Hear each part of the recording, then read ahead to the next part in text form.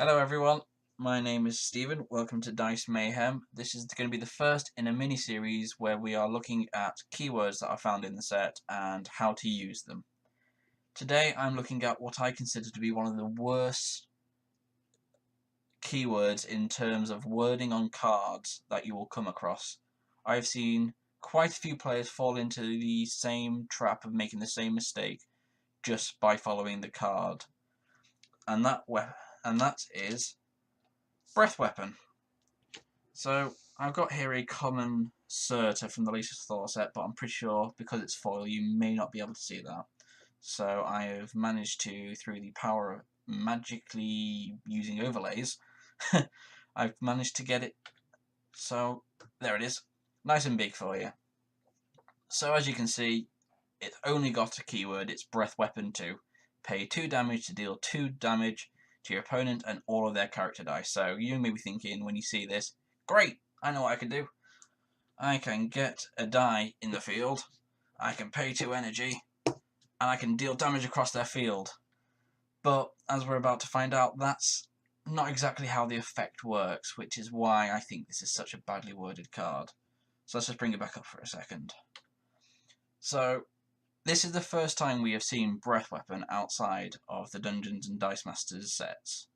The first one was found in the original set, the Battle for Faerun, and here's an example. It's pretty much the exact same wording except for they don't have the fancy 2 symbol on the pay 2.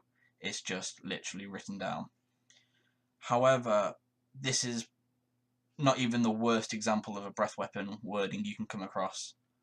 In some other sets, you will find it where it's just written breath weapon 3 and it just assumes you know what you're doing. Which is, it's fine and all that, but when you're trying to play, and if you build a deck around breath weapon, you need to know how it works. And if you make the mistake, which I did when I first played, you're going to be in for a bad time. So let's get rid of that. So this is the official wording, according to WizKids.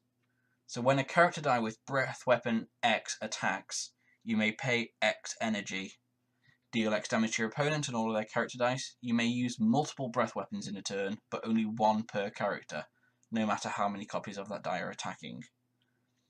So the key part of this, which most people who have never touched breath weapon will not do correctly, is the when it attacks. So in other words, you have to be there before you can spend your breath weapon, which is minor, but at the same time it can change how you play. If you're a defensive player, then the last thing you want to do is be running some aggro. But yeah, so what is awkward about this as well is when I first played, I thought that if I had 2 Surturs in the field, I could use breath weapon for that and for the second one. However, I can't because it only triggers once per instance of character. Which means, while it is a good keyword, it could be better. But at the same time, it's pretty powerful by itself.